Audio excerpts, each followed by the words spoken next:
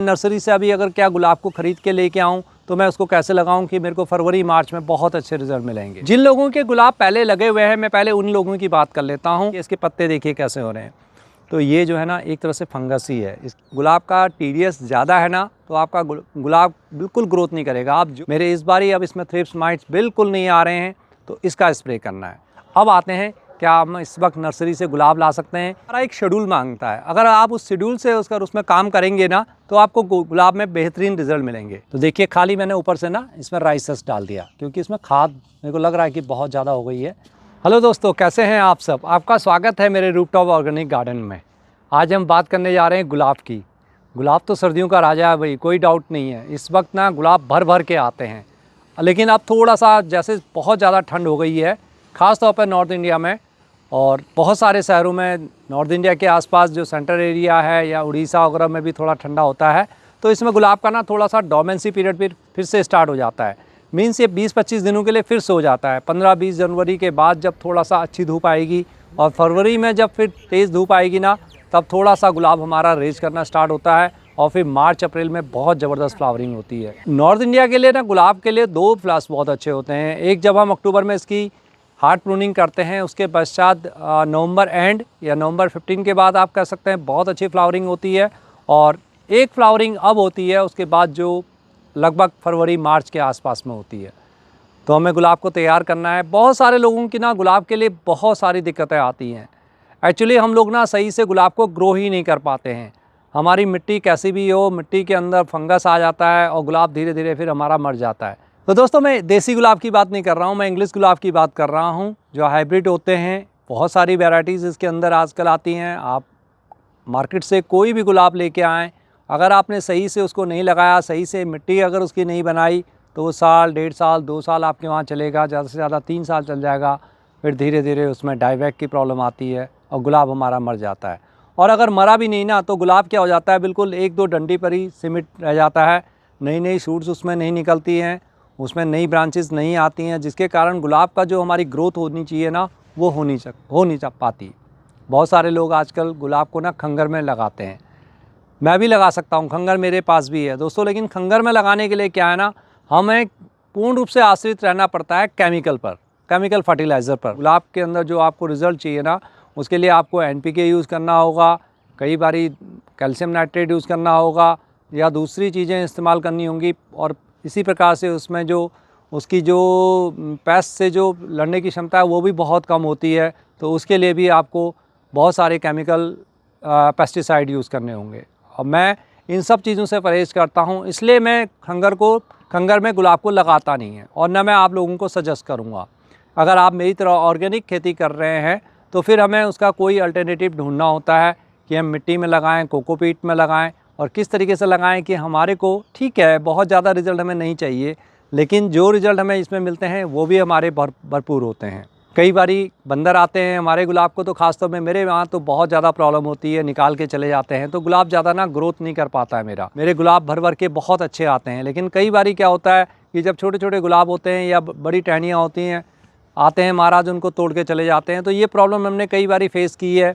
तो इसलिए मैं गुलाब थोड़ा सा बहुत ज़्यादा नहीं लगाता हूँ, हालांकि मेरा बहुत प्रिय है, लेकिन कई बारी हमें रेस्ट्रिक्शन करनी होती है। आप लोग भी, मेरे को मालूम है कि बहुत सारे लोग ना इन सब चीज़ों से बहुत प्रॉब्लम फेस करते हैं। जब मैंने बंदर की बात की है, तो आप मेरे से पूछेंगे कि इसका कोई अल्टरनेटिव कुछ नहीं है। मैंने देख लिया दोस्तों, इसका कोई भी इलाज नहीं है।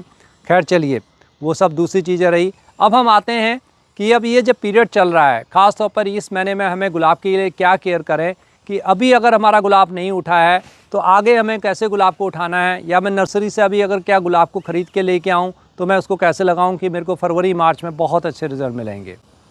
जिन लोगों के गुलाब पहले लगे हुए हैं, मैं पहले उन लोगों की बात कर लेता हूँ। अब आपको उसमें ना नई आपको बेसल्स जो है वो नज़र आनी चाहिए। ये देखिए, ये जैसे बेसिल रूट आपकी ये निकल रही है, ये नीचे से निकली हुई है पूरा, देखिए। और इसमें आप देखिए ऊपर फूल आना स्टार्ट हुआ है, ये सामने मेरी निकली हुई है।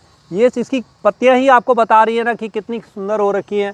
ये देखिए, अब मैंने ना गुलाब के लिए थोड़ा सा यहाँ सामने जाली लगाई हुई है, काफ़ी टाइम से यहाँ बंदरों से इसको बचा रखा है। और ये मेरा ना पूरा ऑर्गेनिक है, आप देख रहे हैं। नीचे मैंने एक बड़े से इसमें सिंक में इसको लगा रखा है, और इसके नीचे देखिए कितनी अच्छी इसमें 3-4 इस प्रकार से बेसिल सूट लगते हुए गुलाब मेरा बहुत खूबसूरत हो रहा है।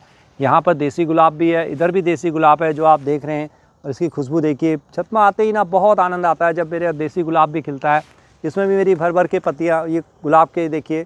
और ऊपर देख रहे हैं आप, गुलाब मेरे हाइट से भी ज़्यादा ऊंचा हो गया। हालांकि मैंने इसकी प्रूनिंग की थी, लेकिन जो चीज़ें मैं डालता हूँ ना, उससे मेरी गुलाब की ग्रोथ बहुत गजब की हो जाती है।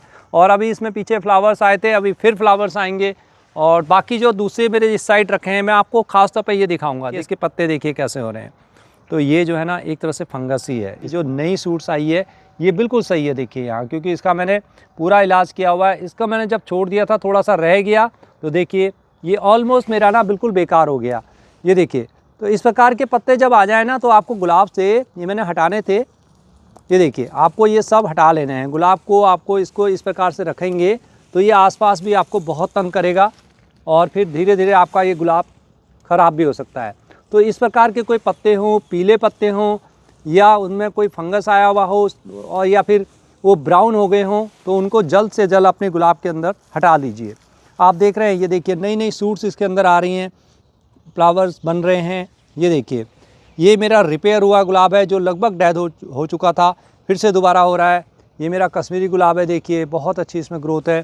तो ये देखिए सामने, इसमें देखिए कितनी अच्छी इसमें ग्रोथ हो रखी है और इसमें नई नई गुलाब के हमारे खूब आ रहे हैं। दोस्तों, गुलाब हमारा एक शेड्यूल मांगता है। अगर आप उस शेड्यूल से उसमें काम करेंगे ना, तो आपको गुलाब में बेहतरीन रिजल्ट मिलेंगे। तो अगर आप गुलाब में तैयार हैं कि ये काम सबने के लिए मैं आपको आज जो शेड्यूल बता रहा हूँ, तो आप देखिए आपको निश्चित रूप से आगे 2-3 महीने में फ़ायदा होगा और फिर आप धीरे धीरे गुलाब के एकदम से मास्टर बन जाएंगे। दूसरी दिक्कत एक और आती है, जो गुलाब में जिस वक्त हम प्रूनिंग करते हैं, हमारे यहाँ ख़ास तौर पर 1 महीने के लिए जो गंगा का वाटर होता है ना, उसकी सप्लाई बंद हो जाती है। तो 1 महीने जो हमारे वहाँ पानी आता है, वो आता है ज़मीन का, जो होता है खारा पानी। अभी पीछे जब मैंने किसी भैया से टेस्ट कराया था, अक्टूबर से मैं नवंबर तक की बात कर रहा हूँ, लगभग 15 नवंबर के आसपास हमारे इलाके में पानी जो है डायरेक्ट सप्लाई आती नहीं है।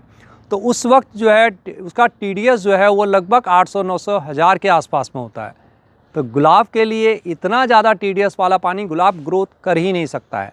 मैं जब भी प्रूनिंग करी मैंने गुलाब की अपनी, मेरा गुलाब अच्छा खासा चल रहा था। उसके बाद जब मैं उस पानी को डालता था तो उसमें गुलाब में मेरे को ग्रोथ ही नहीं नज़र आई। गुलाब एकदम से मतलब डेड जैसे होने लग जाते हैं। गुलाब का TDS ज़्यादा है ना, तो आपका गुलाब बिल्कुल ग्रोथ नहीं करेगा। आप जो मर्ज़ी फर्टिलाइज़र दीजिए, जो मर्ज़ी करिए, तो गुलाब में आपको बिल्कुल भी ग्रोथ देखने को मिलेगी ही नहीं। और ये चीज़ें मैंने स्पष्ट रूप से महसूस की है। और जब दूसरा पानी हमने डाला, धीरे धीरे 1 महीने के बाद रिज़ल्ट आप देख रहे हैं, बहुत अच्छा रिज़ल्ट है। और ये मैंने देखा है कि मेरे कई सालों से मैंने इस प्रकार इसको नोटिस किया। लेकिन अब जो है ना, नेक्स्ट टाइम से मैंने क्या करना है कि जब मेरा ये पानी शुरू होता है, हमने उसमें RO का पानी ही डालना है। वो थोड़ा सा हमारे लिए कॉस्टली पड़ सकता है, लेकिन गुलाब से ज़्यादा नहीं है। एक तो मैंने रेनी वाटर इकट्ठा करना है उसके लिए कुछ, और दूसरा मैं हमेशा उसको जो TDS वाला पानी है उसको अवॉइड करना है।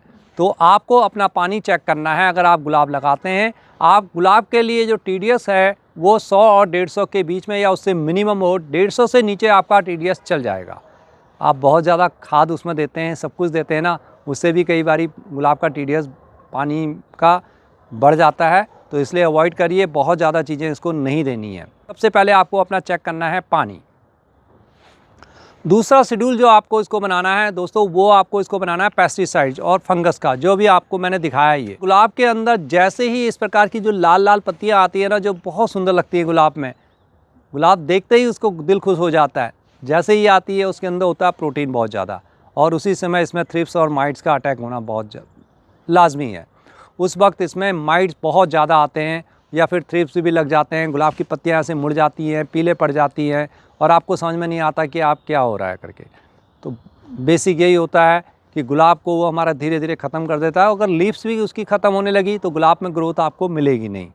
तो ये दूसरी बात है। तो इसके लिए आपको क्या करना है, आपको इसके लिए 3 प्रकार के पेस्टिसाइड्स बनाने हैं। नॉट पेस्टिसाइड बल्कि इंसेक्टिसाइड, यानी कि आपको केमिकल नहीं यूज़ करना है, घर का ही। नंबर 1 तो नीम ऑयल, जो मैं हमेशा आपको कहता हूँ। तो 1 हफ्ते आप रखेंगे नीम ऑयल। आपने ये हर चीज़ 15 दिन बाद रिपीट करनी है। इस चीज़ को आप लिख लीजिए। जैसे मैंने फर्स्ट डोज आज डाली तो मेरे को नीम ऑयल की डालनी है। उससे जो बाद सेकेंड डोज जो आप इसमें डालेंगे, वो आपका घर का ही बना हुआ कुछ होगा। जैसे उसमें आपका होगा, उसमें लहसुन का बना सकते हैं आप, लहसुन को पीसते हुए, या अदरक, लहसुन और हल्दी, इन तीनों चीज़ों का करते हुए थोड़ा सा मिर्च भी उसमें डाल दीजिए, जो मैंने पहले आपको बता रखा है। उसको यूज़ कर लीजिए और उसके साथ हल्का सा थोड़ा सा ना नीम ऑयल भी मिला दें। तो दूसरा आपको ये करना है, ये कब रिपीट करना है? 15 दिन बाद। और तीसरा जो है, अगर आप गुलाब के शौकीन हैं ना, तो आपको एक पेस्टिसाइड जो ये इंसेक्टिसाइड्स मिलता है मार्केट से, एक्सोडस, जो आप देख रहे हैं स्क्रीन में, ये लेके आइए। गुलाब के लिए बहुत बेहतरीन है। मैंने देखा है मेरे इस बारी अब इसमें थ्रिप्स माइट्स बिल्कुल नहीं आ रहे हैं, तो इसका स्प्रे करना है। तो फर्स्ट, सेकेंड, थर्ड, ये हो गए हमारे 45 दिन का शेड्यूल। फिर 45 दिन बाद जब नेक्स्ट शेड्यूल आएगा वो फिर आपका नीम ऑयल का होगा। उसके बाद फिर नेक्स्ट आपका अपना होगा या एक्सोडस आप इस्तेमाल कर सकते हैं। ये आपको हर 15 से 20 दिन के बाद ये रिपीट करना ही करना है। अब इस चीज़ में मैं रह जाता हूँ, मैं अपनी कमियाँ आपको बता रहा हूँ कि मेरे से नहीं हो पाता है, इतना बड़ा गार्डन और अकेला करना नहीं पॉसिबल हो पाता, इसलिए मैंने गुलाब भी कम रखे हुए हैं। लेकिन अगर गुलाब का आपको शौक़ है तो आप ये तीनों चीज़ें ज़रूर करिए। तो ये हो गया हमारा गुलाब को अपने पैसे से बचाने के लिए। अब तीसरी बात जो आती है फर्टिलाइज़र, जो सबसे ज़्यादा इम्पॉर्टेंट होती है। गुलाब जो है एक हैवी फीडर है, यानी कि गुलाब को भोजन बहुत ज़्यादा चाहिए। अगर आपको इस प्रकार के फ्लावर्स लेने हैं या बड़े बड़े फ्लावर्स लेने हैं या ऐसी ग्रोथ लेनी है ना, तो आपको गुलाब में सब चीज़ें डालनी होंगी। इसमें आपको माइक्रोन्यूट्रिएंट्स डालने होंगे, इसमें आपको फास्फोरस अच्छा देना होगा, नाइट्रोजन अच्छा देना होगा और साथ साथ में पोटास देना होगा। आयरन इसको चाहिए, फेरस इसमें बहुत ज़्यादा इंपॉर्टेंट है, कैल्शियम इसके लिए इम्पॉर्टेंट है। तो फर्टिलाइज़र का मेरे को क्या शेड्यूल बनाना है? तो दोस्तों, एक बारी अगर आपने गुलाब लगा हुआ है तो उसको आपने हर 15-20 दिन में एक लिक्विड फर्टिलाइज़र दीजिए। महीने में एक बार तो उसको दीजिए आप सरसों की खली का, वो उससे बढ़िया कुछ है ही नहीं। गर्मी आने तक, अप्रैल तक आप उसको दे सकते हैं, महीने में एक बार। अब आप कैसे शेड्यूल रखेंगे? इस हफ्ते अगर मैंने आज के डेट में मैंने अगर सपोज़ करिए कि मैंने अभी आपको बताया कि मेरे को इंसेक्टिसाइड देना है, तो मैंने उसका इस्तेमाल कर लिया नीम का, तो आपको 7 दिन के बाद आप दूसरा उसमें जो सरसों की खली है या कोई भी खली आपको मिलती है उसका प्रयोग कीजिए, उसको दीजिए। वो सेकंड हो गया। फिर थर्ड वीक में आपका फिर जैसे मैंने बताया 15 दिन हो जाएंगे, यानी कि 15 दिन में फिर आपने नीम ऑयल का स्प्रे करना है और उसके बाद 1 हफ्ते बाद उसमें इस्तेमाल कर लीजिए फंजीसाइड का। कोई भी फंजीसाइड का इस्तेमाल करिए और नीचे भी उसमें अच्छी तरह से डालिए। फिर आप नेक्स्ट जब देंगे तब फिर आप फर्टिलाइज़र देंगे, यही वाला लिक्विड फर्टिलाइज़र। इस लिक्विड फर्टिलाइज़र के अलावा आप उसमें और मिक्स कर सकते हैं अपने गोबर की बनी हुई खाद का लिक्विड फर्टिलाइज़र, या दोस्तों साथ में उसमें इस्तेमाल कर सकते हैं जो एक फर्टिलाइज़र मैंने आपको पहले बताया था, वो बहुत ही यूज़फुल है और विंटर के अंदर गुलाब के लिए बहुत ही अच्छा है। जी हाँ, मैं लिंक इसमें यहाँ पर नीचे दे रहा हूँ, उसको ज़रूर वीडियो को देखना। बोन मील उसमें होगा जिससे आपको कैल्शियम, फास्फोरस सब मिलेगा। और उसमें मैंने बताया हुआ है आपको अपनी गोबर की खाद लेनी है, दूसरी चीज़ें लेनी है, नीम खली लेनी है, सरसों खली लेनी है। तो ये सब चीज़ें अगर आप करेंगे तो फिर सरसों खली का लिक्विड फर्टिलाइज़र आपको देने की ज़रूरत ही नहीं है। बस महीने में एक बार उसको दीजिए, तो आप देखेंगे आपके बहुत बेहतरीन रिजल्ट मिलेंगे। इन सब के अलावा आपको गुलाब के लिए कोई भी माइक्रोन्यूट्रिएंट दोस्तों जो अच्छी कंपनी का हो, अच्छे जिसके रिजल्ट हो, मैंने आपके साथ बार बार कई बार शेयर किया हुआ है, तो उसको आप ले सकते हैं। बस उसको 3 ml लेना है। अगर वो लिक्विड फर्टिलाइज़र लिक्विड में है तो उसका 3 ml लेना है 1 लीटर पानी के अंदर, और 15 दिन में, 20 दिन में या महीने में एक बार उसका स्प्रे कर दीजिए गुलाब पर। आपका गुलाब निश्चित रूप से उठेगा ही उठेगा। 2 चीज़ें हो गई दोस्तों। अब तीसरी चीज़ें कि गुलाब इस समय हम क्या करें? क्या इस समय हम बहुत ज़्यादा फर्टिलाइज़र देंगे क्या? तो नहीं दोस्तों, अभी तो जो डोमेंसी चल रहा है, अभी आप गुलाब को सिर्फ स्प्रे कर दीजिए, माइक्रोन्यूट्रिएंट का स्प्रे कर दीजिए या कोई भी फंजीसाइड का उसमें स्प्रे कर दीजिए, वो डाल दीजिए फंजीसाइड उसमें। यही आपको करना है। आपको थोड़ा सा पेशेंस रखना है गुलाब के साथ, हल्की हल्की गुड़ाई कर दीजिए। गुलाब के लिए जैसे मैंने बताया पानी बहुत इंपॉर्टेंट है, तो गुलाब को बिल्कुल भी आपने सूखा नहीं रखना है। उसकी मिट्टी हमेशा आपकी मॉइस्चर वाली रहनी चाहिए, ख़ास तौर पर जब उसमें नई नई फ्रूट्स आ रही हो। नेक्स्ट पॉइंट जो इम्पॉर्टेंट है, धूप। आजकल अगर धूप नहीं आ रही है, जैसे भी आ रही है, जितनी भी आ रही है, आप गुलाब को रखिए, बाहर ही रखिए, कहीं कोई दिक्कत नहीं है। 5 से 6 घंटे की धूप अगर गुलाब को मिल रही है तो गुलाब आपका निश्चित रूप से आपको बहुत बेहतरीन रिजल्ट देगा ही देगा। ये चीज़ें आपने करनी है गुलाब में, इससे ज़्यादा कुछ नहीं करना है। कभी कभी पोटास उसमें ज़रूर डालते रहिए। मैंने पोटास का भी छोड़ दिया था, भूल गया था मैं, लेकिन पोटास का स्प्रे भी आपको एक बार ज़रूर करना है। अगर आपका पौधा जब लगता है ना कि अच्छा खासा ग्रोथ पर हो, देखिए मैं आपको बताऊँ आपको पोटास का स्प्रे कहाँ नहीं करना है। जैसे ये वाला गुलाब है, अभी इसमें पोटास के स्प्रे की ज़रूरत नहीं है, अभी इसको आप ग्रो होने दीजिए। ये है, इसमें आपको पोटास का स्प्रे नहीं करना है, लेकिन ये है इसमें आप पोटास का स्प्रे कर सकते हैं, यहाँ स्प्रे कर सकते हैं दोस्तों। जैसे जैसे मैंने पीछे दिखाया आपको, ये देखिए इतनी अच्छी सूट्स आई हुई हैं, यहाँ सब में आप पोटास दे सकते हैं। अब इसमें फ्लावरिंग स्टार्ट हो रही है, तो उससे क्या होगा, फूल बड़ा आएगा और उसके अंदर चमक भी बहुत ज़्यादा होगी। तो इस वक्त इसमें पोटास का स्प्रे बहुत ज़रूरी होता है। पौधे को सही टाइम पर सही चीज़ देना, जैसे एक बच्चा होता है, क्या उसको देना है, उसकी डाइट कैसे आपने बनानी है जिससे कि उसकी हेल्थ अच्छी रहे, वही सब चीज़ें गुलाब के लिए भी है, वही सब चीज़ें दूसरे पौधे के लिए भी है। जब आपका पौधा ग्रोथ कर रहा हो उस वक्त उसको नाइट्रोजन देना है और उस वक्त उसको फास्फोरस देना है। जब हरी पत्तियाँ उसमें निकल आए तो फिर उसको फास्फोरस देना है, जिससे कि उसका स्टेम मजबूत बने, उसकी रूट्स निकलें, फास्फोरस से ये सब होगा। और जब पौधा अच्छी तरह से डेवलप्ड हो जाए, उसका स्टेम भी अच्छी हो गई, आपको लगता है कि गुलाब अब हेल्दी है, अब ये रेडी है मेरे फ्लावरिंग के लिए, फिर आप उसमें पोटास दीजिए, फिर देखिए उसमें आपको रिज़ल्ट मिलेंगे ही मिलेंगे। अब आते हैं, क्या हम इस वक्त नर्सरी से गुलाब ला सकते हैं या मेरे गुलाब की मिट्टी कैसी हो। चलिए, मैं इसके लिए आपको, मैंने जो पीछे आपको गुलाब की जो बताया था ना, उसमें बहुत सारी चीज़ें मैंने आपको बताई हुई है। और लास्ट में मैंने ये बताया था कि आधी मिट्टी और आधा अगर आप गोबर की खाद लेंगे ना, तो उसमें भी आपको बहुत बेहतरीन रिज़ल्ट मिलेंगे। कुछ नहीं है तो आप कोशिश करिए, उसमें थोड़ा सा सैंड मिला लीजिए, वो मिट्टी भी आपके गुलाब के लिए बहुत अच्छी है। लेकिन आज जो मैं आपके साथ शेयर करने जा रहा हूँ, जो जैसे मेरे को ये अच्छे रिजल्ट मिले हैं, देखिए मैं आपको दिखाता हूँ। ये जो मैंने इसकी मिट्टी बना रखी है, इसमें मिट्टी नहीं है, इसमें क्या है, ज़्यादातर सिर्फ वर्मी कंपोज यानी कि जो मेरी गोबर की खाद है, और साथ में है दोस्तों इसमें राइसस। और जो मेरे गुलाब जो मैं नर्सरी से लेके आया हुआ था, यानी कि जो पुराना गुलाब था मेरा नीचे का बना हुआ रूट बॉल, वो मेरी मिट्टी के अंदर लगी हुई थी। बाकी मैंने इसमें मिलाया हुआ राइसस। मैंने देखा है कि, और नोट भी किया है, मैंने कई लोगों की वीडियोज़ भी देखी और एक दो लोगों से मैंने पूछा भी, तो उन्होंने बोला कि राइसस में ना बहुत अच्छा रिज़ल्ट मिल रहा है। राइसस में आपके गुलाब में ना जो ये बीमारियां आती हैं, ये सब नहीं आती हैं, बहुत कम आती हैं। इसमें आपकी सूट्स बहुत अच्छी निकलेंगे। आइए मैं नर्सरी से एक लाए हुए गुलाब को किस प्रकार से रिपोर्ट करना है वो आपको दिखाता हूँ। तो ये है मेरा नर्सरी से लाया हुआ गुलाब, जिसको मैंने 6-7 दिन के लिए अलग रखा हुआ था। उसके बाद मैंने अपना एक स्प्रे भी इसमें कर दिया इंसेक्टिसाइड्स का, वो हमेशा करा करें, क्योंकि नर्सरी से जब आप लाते हैं तो इनमें बहुत सारी बीमारियाँ आ सकती हैं। अब ये गुलाब मेरा लगाने के लिए तैयार है। तो ये देखिए, ये गुलाब ना इस वक्त काली मिट्टी के अंदर है। अब आपको ये भी ध्यान रखना है कि मिट्टी कौन सी है। अगर लाल मिट्टी के अंदर है ना, तो गुलाब को अभी रिपोर्ट मत करिए, क्योंकि लाल मिट्टी के अंदर अगर आप नॉर्थ इंडिया में हैं, आपके वहाँ की जो सॉइल है अगर वो रेड नहीं है तो वो आपके वहाँ हो नहीं पाएगा। और अगर आप उसको एज इट इज़ अभी लगा देंगे तो शायद वो 1 साल चले या 1.5 साल चले, बस फिर उसके बाद गुलाब ज़रूर मरेगा। कभी भी थोड़ा सा भी आपसे दिक्कत हुई पानी डालने में तो गुलाब आपका ख़त्म हो जाएगा। तो वो काम हमें नहीं करना है। अगर आपको रेड सॉइल वाला ही गुलाब मिल रहा है तो लाइए, इसको एज इट इज़ पॉलीथीन में रखें।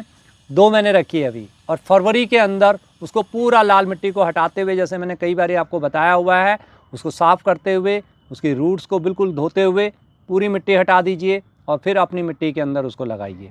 और अगर आपको इस प्रकार की कोई काली मिट्टी वाला गुलाब में मिल जाता है, इस वक्त नर्सरीज़ में आप जाएंगे तो शायद आपको मिल जाए, तो वहाँ मेरे को ये गुलाब मिल जाते हैं और ये उनके अपने लोकल होते हैं, तो लोकल मिट्टी में लगा हुआ है, मैं आपको दिखाऊं। लेकिन दोस्तों इनमें एक दिक्कत होती है कि नर्सरी वाले चाहे कोई भी हो, इसके अंदर बहुत सारे पेस्टिसाइड्स और केमिकल फर्टिलाइज़र यूज़ करते हैं, जिससे कि उनका गुलाब जल्दी बिके। ये देखिए, अब ये मिट्टी है, ये मिट्टी आप देख रहे हैं बिल्कुल टाइट मिट्टी है, ये देखिए इस प्रकार की ये मिट्टी है। और इस मिट्टी के अंदर अगर हम अपने गुलाब को लगाएंगे ना, तो ये गुलाब हमारा बहुत ज़्यादा चलेगा नहीं। अब देखिए कितनी, जबकि गुलाब के लिए हमें चाहिए ऐसी मिट्टी जो बिल्कुल पोरस मिट्टी हो। अब आपने क्या करना है, जैसे आप देख रहे हैं मैं इसकी साइड से बहुत सारी मिट्टी को निकाल रहा हूँ, लेकिन रूट बॉल को इंटैक्ट रखना है। रूट बॉल यही है, अब समझिए इसको कि मैक्सिमम इसकी रूट्स को नुकसान ना पहुँचे, कम से कम नुकसान हो, मैक्सिमम मतलब ना पहुँचे बोला है मैंने। तो ये देखिए, जहाँ जहाँ मेरे को अब इसकी रूट्स दिख रही हैं वहाँ वहाँ तक मैं इसकी मिट्टी को निकाल दूंगा। ये देखिए नीचे नीचे ये रूट्स इसकी गई हुई हैं, लेकिन वाइट रूट्स इसकी अभी भी नहीं नज़र आ रही मुझे कहीं पर भी। ये आपको हटाना होगा। हो सकता है गुलाब आपका थोड़ा सा पीछे चले जाए, थोड़ा सा मुरझाए, कोई बात नहीं है, लेकिन आप गुलाब को परमानेंट एक ऐसे अपना वहाँ स्पेस दे रहे हैं जहाँ कभी गुलाब आपका ख़राब होगा नहीं और उसके बाद उसकी ग्रोथ बहुत अच्छी होगी। तो अब आप देखिए, मैंने ना गुलाब को बस थोड़ा सा इतना रख दिया है, बाकी सब अब इसकी थोड़ा सा ये रूट्स मेरे को दिख रही हैं और यहाँ से मैंने इसकी मैक्सिमम मिट्टी निकाल दी है। अब इससे ज़्यादा इसको नहीं छेड़ना है, नहीं तो गुलाब हमारा बिल्कुल ख़राब हो जाएगा, एकदम मर जाएगा। इसके लिए मैंने बहुत बड़ा पॉट अभी यूज़ नहीं किया है। ये देखिए, ये पॉट भी इसके लिए थोड़ा सा बड़ा हो रहा है, लेकिन चल जाएगा इसके अंदर। आराम से। अब देखिए मैंने आपको जो बताया, अब ये है मेरी राइसेस, ये है मेरी अपनी जो घर की मेरी कंपोस्ट बनी हुई है गोबर की खाद, और मैंने इसमें मिला रखी है थोड़ा सा अपनी सूखे पत्तों की खाद। इन दोनों को अच्छी तरह से मैं मिला लूँगा। ये वाली मिट्टी देखिए मैं बिल्कुल नहीं यूज़ करने जा रहा है इसमें, और इसके साथ साथ अब आप देखिए इसमें मैं कुछ भी नहीं डालने जा रहा। फ़िलहाल मेरे को इसमें कुछ नहीं देना है।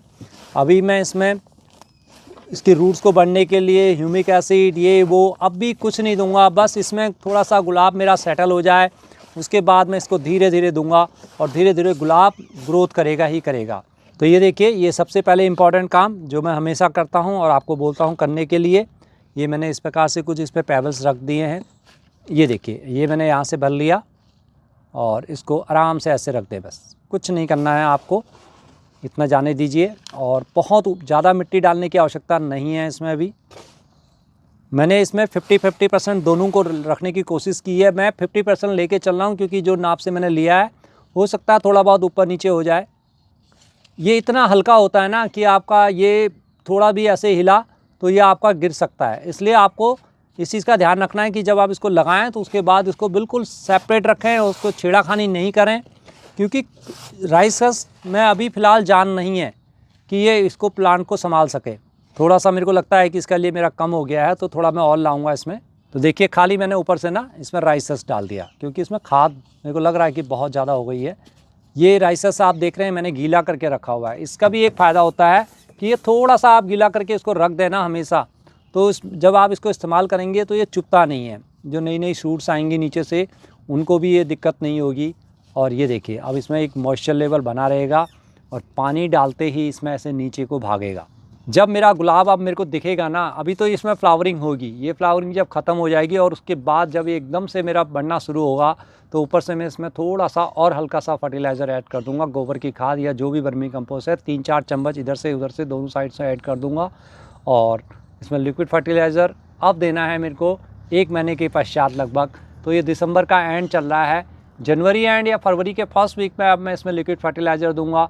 तब तक मैंने इसमें सिर्फ कुछ भी नहीं देना है। बीच में 1-2 बार इसमें मैं अपना स्प्रे करूंगा, एक्सोडस या नीम ऑयल, जो भी अभी मैंने करना है इसमें।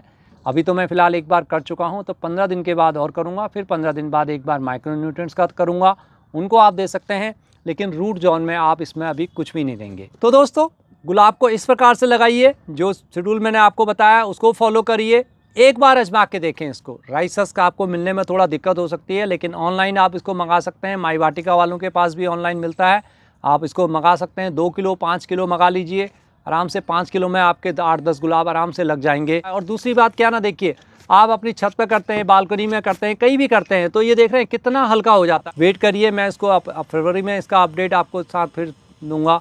और गुलाब से संबंधित जितनी जानकारी थी मैंने आपको बताने की कोशिश की है। दोस्तों वीडियो अच्छी लगी हो तो दोस्तों लाइक करना, अपने दोस्तों के साथ भी शेयर करिए। लाइक तो आप करेंगे ही करेंगे, मुझे पता है। जल्द मिलता हूँ किसी दूसरी और वीडियो में, तब तक के लिए नमस्कार, बाय बाय दोस्तों, हैप्पी गार्डनिंग।